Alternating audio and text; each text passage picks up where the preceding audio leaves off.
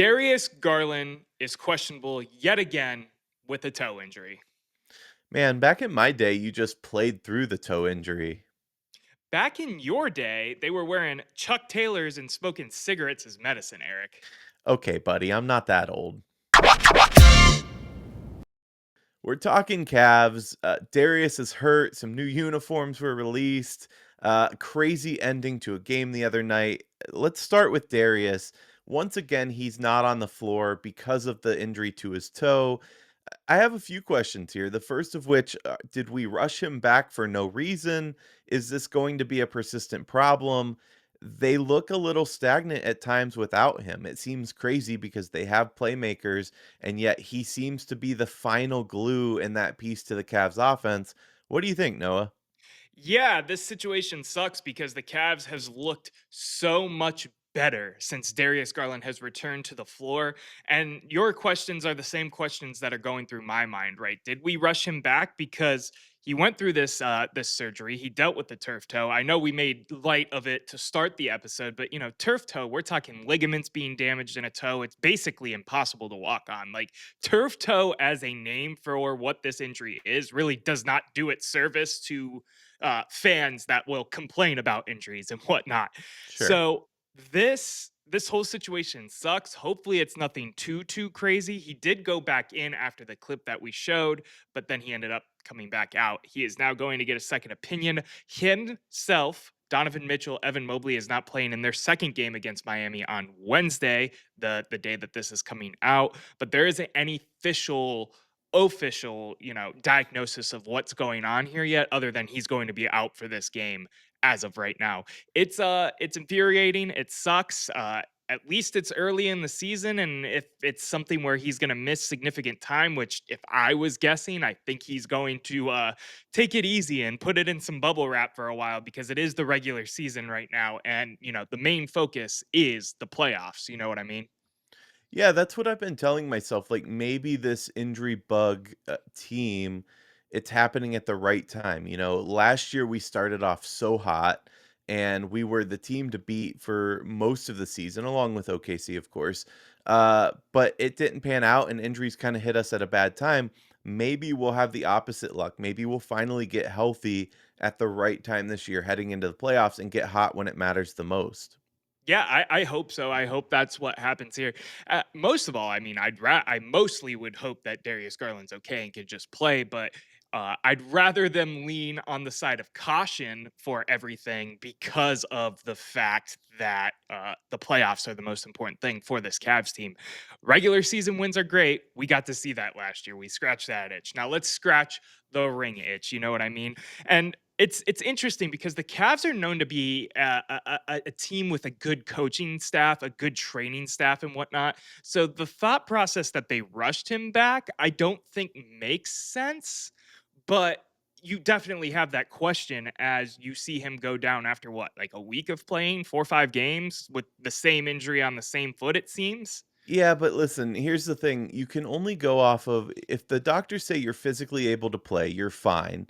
If the player says, I feel fine, I'm able to play, then there's no, I mean, we can say from the sidelines, oh, did they rush him back and ask that question? But from a medical standpoint, they likely didn't. Like, that's not how those Right. things work. You know what I mean? So, injuries happen. This is just a part of sport. And until you're in it and going full go like he was going, you don't really know. So I wouldn't put this on our team or our training staff any more than I would put it on Darius himself. He should know if he's able to go or not. And re-aggravation, it just happens. It's a part of this life. It is a part of it, and that's what I think is the most scary thing of this whole situation. Because 'cause we've had a couple times of him going on again, off again with this toe injury, and if this is going to be a constant in his career, it'll be a detriment to his career. It'll be a detriment to what these Cleveland Cavaliers are trying to do this season, because if he can't stay healthy, if this is going to be a reoccurring nagging instance for the rest of his time playing basketball, that's gonna be really sad because he is a hell of a player. And anybody who was saying, and maybe you had this take last year, I'm not going to throw complete shade, but anybody who was saying they'd rather have Ty Jerome over Darius Garland, I think got proven very wrong after just this 5 game stint of Darius Garland playing with the starters this year. Yeah, I don't think I wanted Ty Jerome over Darius at any point. But prior, when he was making waves of potentially wanting to be traded, I thought it was going to come to a point where we needed to and needed to separate. But yeah, clearly he's a star piece here. Speaking of lackluster, did you catch that Heat game the other night? Well, we're Because talking that's about it. We're talking about it already with the Darius, but I tuned in more towards the end when I saw it go to overtime. I know where you're going with this, though. one of the worst endings to a basketball game I've ever seen. First of all, I was so ready for bed. But going into that overtime, when I thought it was over, and then you see it here on screen, Donovan Mitchell heaves up a miracle three to send it into what I thought was going to be a second overtime. Point 0.4 seconds left in the game. And what happens? They don't guard the impound alley oop pass. They win on an alley-oop dunk. I honestly couldn't believe it. I was glad it wasn't home because what a heartbreaker, especially the Cavs really fought back that entire game. They came back several times to force original overtime. They couldn't get it done throughout the stretch, though. One of my biggest issues is in how Donovan Mitchell sometimes will attack, or lack of attack, I should say, when he has an opportunity. So they came down with the ball before that first overtime to end the game. Donovan had a shot. He heaved up a three, in fact, or was it at the end of the? No, it was at the end of the No, it, game. you're yeah, you're correct. You're Yeah, correct. when he comes down and could have and should have driven the lane, like he can't drive the lane without either scoring or getting a foul called against him or on him rather. And yet he chose this 3 in a situation where we didn't need a 3. Like I just didn't understand that. Yeah, he has talked about this a little bit thus far and talking about changing his playing style a little bit just because his body cannot take the big body Donovan Mitchell drives throughout an entire season and saving that a little bit and That's maneuvering fine. his Save it for the shot to win the game though. I think he more so means in like playoff scenarios, which could be a mental mistake on this whole team, and we're leaning too far into caring about the playoffs this year. We'll continue to watch that. We've talked about that already, but he has talked about how his body, as he's getting older, he could still do those athletic things, but he doesn't want to also cause the detriment and the injury and the gassed and everything we really saw in that last playoff series against the Indiana Pacers. So I get what you're saying 100%. I get his logic 100%. I feel like it should be maybe somewhere more in the middle of Donovan Mitchell, just drive to the damn paint. But you can't really be mad at a guy that hit the shot anyway to put you in this situation to, you know, potentially go to double overtime and then defense blew it. Not mad at him, I just didn't understand when you bring the ball up, you dish it to Mobley at the top of the key, who then nobody gets open for him. He lifts his dribble and nobody's open, goes back like, that was that play sequence, and I just didn't understand it because it made 0 sense. Either Donovan needs to drive the lane or you need to feed Mobley inside, and yet they're both standing around the arc. Ironically enough, that ball careened off. He would eventually get the rebound, Donovan, and dish it to Mobley, who would sink the three, but the Cavs would call a timeout, so it didn't count. Um, Yeah. what an ending, though. Props to Heat too, man. I mean, they played their hearts out without Tyler Hero. Um, they Real looked quick, decent.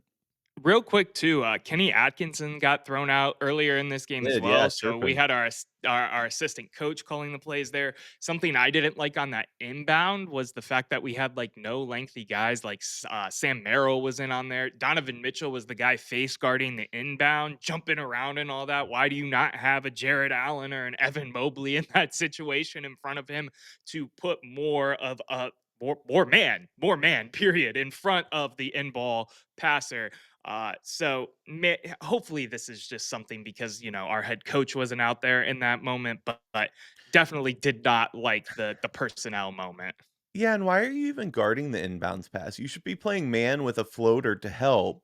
Like there was so much wrong with that calling and You could look at it that way as well. Either way, it's just kind of like, what are you guys doing? But I don't know.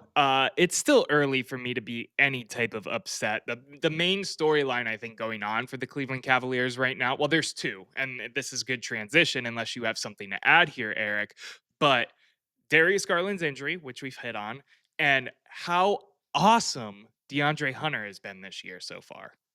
Yeah, let's get into that. The only thing that I'll add, Noah, is that for whatever reason, I call it the eye test. They just don't look as sharp this year to me. And maybe that's Darius being out. Maybe it's the fact that we were looking really good last year to start the season, but we just look like a good team, but not a world beater that I would expect because I'm looking at these games. And again, nothing matters until playoff time. But I'm looking at these games thinking, we're not going to win a playoff game yet again. Like we can't push far. And I know these games are near meaningless and there's a lot of season left to go, but I don't know. I'm not seeing what I want to see out of them right now. Well, I think a little bit of that too is them trying a lot of different things and trying to get going what they really ultimately want to see. When we talk about Evan Mobley being the main guy or Donovan Mitchell taking less of an aggressive approach to shooting and whatnot and being able to just sit back and hit threes. He's leading the league or he's top of the league in 3 point percentage right now. He's been absolutely filthy this season so far. He's in the MVP conversation and rightfully so. Very early, of course, but he is playing lights out thus far. Go Okay, ahead. you can't bring up threes without talking Sam Merrill for just a second in that game Money who Merrill, went baby. off, man. Like he is he's one of my favorites. He's become one of my favorite players by far.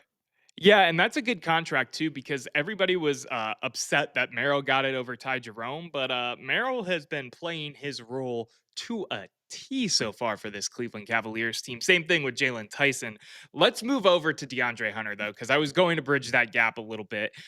There's a play that obviously went viral. We'll play it for you real quick, and that's DeAndre Hunter versus one Josh Giddey, and he literally, not figuratively, literally broke Josh Giddey's ankles. He was out on Monday's game with an ankle injury. One of the main injury reporting outlets on X, I think it's like Underdog or something like that. I can't remember off the top of my head. Literally put Josh Giddey out tonight in parentheses DeAndre Hunter instead of what was actually hurt. Yeah, talk about not only physically getting hurt with your ankles, but mentally the anguish that comes from having your ankles broken in such a way. And DeAndre, to his credit, going to and finishing that off with a dunk over a player as well. Like, what a just savage play in general. He's been awesome, dude. I mean, you're talking about this Miami Heat game. He had 23 points. You're seeing moments like that. They talked about when the Cavs traded for DeAndre Hunter, how crazy, how this is going to be like the acquisition people look back on from this deadline and are like, oh, this pushed them over the over the top. And in terms of what's advertised with DeAndre Hunter, he has been awesome. I mean, he was great last year. Don't get me wrong. He fit his role as quickly as he could coming into Cleveland, but he is looking like that sixth man of the year candidate he was last year. And he's taking starting reps on this Cavs team right now. And he should be because he is that damn good. Yeah, I mean, they brought him in to really help bolster the defense, and yet on the offensive side of the ball, which he's no slouch, of course, but yeah, you're dead on. He is such a good player, and him coming back from that injury, he was a spark that we've needed. I hope you're right. I hope it's just, that we're trying different things out. It's the time to do that in the regular season. And you very may well be right. Uh but we just get so lackadaisical in some of these games, and I think that's the biggest issue for me. Like, when we're on, we are on. Nobody's beating us. You have guys just going off, and yet then we get complacent. Whatever it is, we let teams back in, or we even let them ahead, and we have to dig ourselves out of a hole. We've seen that quite a bit, and I don't like it. But again, it's so early. It's so early. This situation, this whole thing, everything going on with the Cavs right now, to me, I'm going to use a phrase that is used a lot in basketball, but I don't mean it in the way that you typically use it. And that is trust the process, because I think this is a process that Kenny Atkinson, the reigning head coach of the year, shout out Stephen Vogt real quick. I know this isn't a I knew Guardian, you were but gonna say that. two time, two Yeah. time coach of the year in 2 seasons of uh, MLB play. Yeah, it's absolutely absurd. Hats off to you, man, especially when Indeed. people were questioning you early on. You have been fantastic. Anyway, back to the Cavaliers. Kenny Atkinson has plenty of time to figure out and do what he needs to do. I think me and you think very highly of him as a coach, and them, dwindling right now. I believe what they are 7-4, 7-5, and coming back. They play Miami tomorrow. They'll probably lose that game with the starters out. Um, Majority of starters out: Evan Mobley, Darius Garland, Donovan Mitchell. Two of them on rest. Darius, obviously, with what's going on. Um, I'm just trusting the process and trusting the guys to do the right thing when the time comes and just move forward in this situation in a smart way. You know what I mean? Yeah, again, I'm not putting too much stock. They are 7-4, as you said, fourth in the East. Um, I agree. I trust in Kenny Atkinson for sure. He's such a good two-way coach, and he's not afraid to make changes and make adjustments. That's what I like so much about him last year. We saw different lineups in general throughout the entire year. Like, Yeah. how many times did we hear this group has never played together because he's willing to do that and move those pieces around. So I do feel good, and I think there's a bit of a different mindset this year in that we just need to get through the regular season. Unless something completely tragic happens, we're going to make the playoffs. We're going to be in a good spot. That's the time to really push our bodies, push ourselves. And I Right. think that is the right approach. It's just as we break down the season and we're watching early, it can be difficult at times, especially when we compare ourselves to other teams that are looking really good, and carrying over from last year looking really good. That said, we've talked about it. The East is also pretty open for us right now. Yeah, it's again, that's why I fall back on the term trust the process with everything right now, because that's what I think ultimately is going to keep us sane as Cleveland Cavaliers fans for the time being, because I think it's going to be a little rocky. And I don't think that's cause for panic unless you start seeing guys fall off a cliff, like majority injuries, or Donovan Mitchell isn't playing like he's been playing. I mean, I can't even say like he's been playing this season because it's been another level, but Donovan Mitchell not playing like Donovan Mitchell. But everything to me still checks out okay. You put the stethoscope on the heart, and the heart is still ticking at a perfect rhythm. It's just, everything out. There's a little head cold right now or something. I don't know. All right, Dr. Noah. Clearly, all we need come playoff time is kids playing 2K or whatever, and to tell Donovan that he sucks and hasn't seen a highlight lately, because And then he will go off. where I thought you were gonna go with that What's was that? kids playing 2K calling the plays, because our head coach over in the Browns organization said that you can call plays if you've called plays in Madden. I thought you were going somewhere with that. No, So it doesn't matter how bad we look. I will trust in coaching at the Cavs, unlike the Cleveland Browns. That is the difference between the two teams. Let's move on, though, because there were some City Edition uniforms released. And I want to get your take on how you feel about the Cavs City Editions this year. yeah, I haven't pulled the graphic up for a reason. This is, for the first time since the City Edition has become a thing, Uh oh. I think they've missed. I've been positive the whole show. These just aren't doing it for me, man. They're not doing it for me in the slightest. It's a retread from before. I know a lot of teams in the NBA are doing this right now where they're getting to retread one of their popular ones. They had a killer one last year. I'm wearing this Yeah, hat you're shirt wearing it. Yeah. combination on purpose. They had a killer one last year. This one does not move me to buy any merch. This does not move me to want to go buy a jersey. This does not move me to get excited to see the court and all of the other things. You know what they did do this year, though, to give them credit, that makes me move and want to buy merch, because I already have this beautiful thing right here that we've already talked about. I just wanted to give them credit for the hardwood throwbacks yet again. You've What do bought you think? that? I have a hoodie and a hat already. I will be Gotcha. getting the jersey eventually. I got to get Christmas shopping out of the way first. Gotcha. Yeah, I love the throwback. We've talked about it a little bit. Something that I might cop as the season goes on. Right. We'll see. But yeah, I tend to agree with you. The city editions, I love the one that you're wearing. I think that's a sharp you're wearing the t-shirt obviously version, but I Right. think those are sharp unis. They look really good. Um Are those still for sale? Can you still get those, or are they discontinued? Check your local going gones or Dick Warehouse sales, whatever you wanna call them, because they're out there. That's where I got the shirt and the hat combo, the little $30 make you holler, you know what I mean? Sure. We'll roll with that. Yeah, this year's they don't do it for me. That color combo just isn't good. Not a fan. But yeah, the throwback, I think that's one I've kind of gone away from wearing basketball jerseys. I used to have a ton growing up. Yeah. They just don't fit right like a football jersey. I don't know. I'm just not a huge fan, but those throwbacks are so sharp. They take me back to my time with LeBron.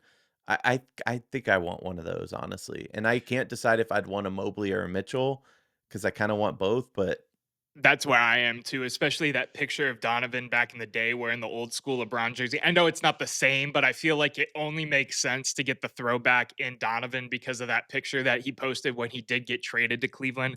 I do want to say that the design of this jersey I liked, like the original version of it. I have one. I have a Donovan Mitchell actually of the original one. I really do like that design. It just the colors and it being a retread just makes it one thumbs down, I guess. I could do two thumbs down. I don't know why I was acting like I didn't have a hand. I'm used to having the mic still. But yeah, it's still a thumbs down for me. yeah, I agree, and this is the city version jerseys are the opportunity to go out there with design, to do something really different, to do something cool, and they did that last year, but like you were saying, to retread that and just change up the colors, doesn't hit for me. Speaking of though, Noah, being live, we were live. We had a lot of fun in person at High and Dry. So we decided let's keep going because the Browns might be a clown show, but we're still on board. So we're going to be at Muni Lot this weekend, talking Browns, having drinks, probably a lot of drinks because they're so bad. Going live around 2 p.m. That is a 4:25 kick. Come say hi. We'll be in the front part of Muni with our at the office flag flying high. And you should come say hi because we're giving something away. We are giving something away. Don't let us yuck your yum. If you love these City Connect jerseys, City Connection, no, City Edition. It's City Edition for the NBA. If you love these City Edition jerseys and you want one, but you just don't want to shell out the money for it. It's the holiday season. We get it. Enter our giveaway. We are giving away any Browns or Cavs jersey of your choice. You get to pick if you want a Browns jersey or a Cavs jersey. All you got to do is subscribe to At the Office here on YouTube, leave a comment on our recent video, and you will be entered to win.